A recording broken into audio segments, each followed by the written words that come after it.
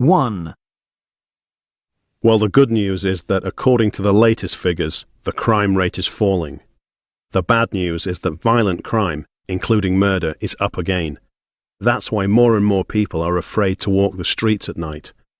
However, the government doesn't like us to feel unsafe, so they are determined to do something about it. Are they going to increase the number of police officers on the street? No, they aren't. Are they going to make punishments more severe? Not at all. No, a government spokesperson has said that the government are going to change the way that crimes are recorded. I'm sure we'll all feel much safer now. 2.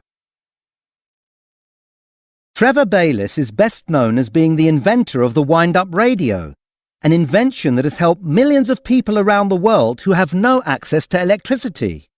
Now he is almost broke. The reason for this is that manufacturers of such radios have made slight adjustments to the design and by doing so can claim that theirs is a new idea. Of course, companies are entitled to use every legal means of increasing profits that they can. That's why it's up to politicians to give more protection to people like Mr Baylis, to encourage more people to become inventors and help the British economy. We need action now. 3. Today on our show we have Professor Cornelius Winterton, an expert on improving your learning potential. He's written 2 books on the topic and works at Oxford University. Good morning, Professor. Good morning. I'm sure our listeners are keen to find out more, so what can we do to learn more? Well, firstly, I know this programme will be available to download later on, so I suggest that everyone does that and listens to it several times. Once is not enough. Repeat, repeat, repeat. That's the first lesson. Different people learn in different ways, but repetition helps everyone.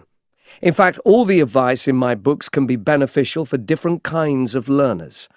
For example, when you take notes about what you want to learn, do it using a pen and paper, not on a computer. Is that really true, or are you just old-fashioned? No, it is true, but the reason might surprise you. You've heard of acupuncture, I'm sure? Well, there's something similar called acupressure, which involves massaging rather than needles. When you write, the pen massages certain places on your hand, which send messages to your brain and helps you to think.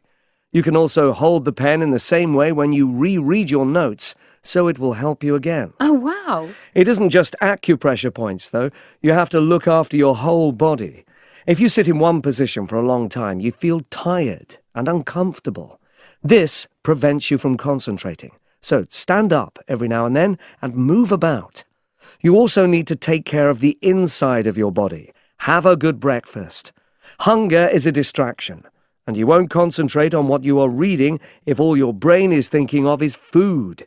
Some people can't stop thinking about food even if they are not hungry.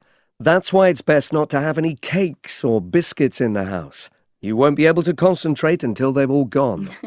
I guess another distraction is noise like music playing. Well, some noise distracts us. However, music can be very good for learning. You know how a song can bring back memories of people or places? Well, in the same way, it can remind us of what we have learned. Oh, that's fascinating. Well, we've got a little bit of time before the news, so can you give us one last piece of advice, Professor? Well, I could talk about making mind maps, but I'd have to explain what they are. I could tell you how important it is to set realistic goals so that you are more likely to be able to reach them each day and therefore keep yourself motivated. I could tell you to switch off the internet, but that's quite obvious, I think. However, the advice I'd like to share with you is to stop working every few hours and go for a walk or a run. There's nothing better for reducing stress.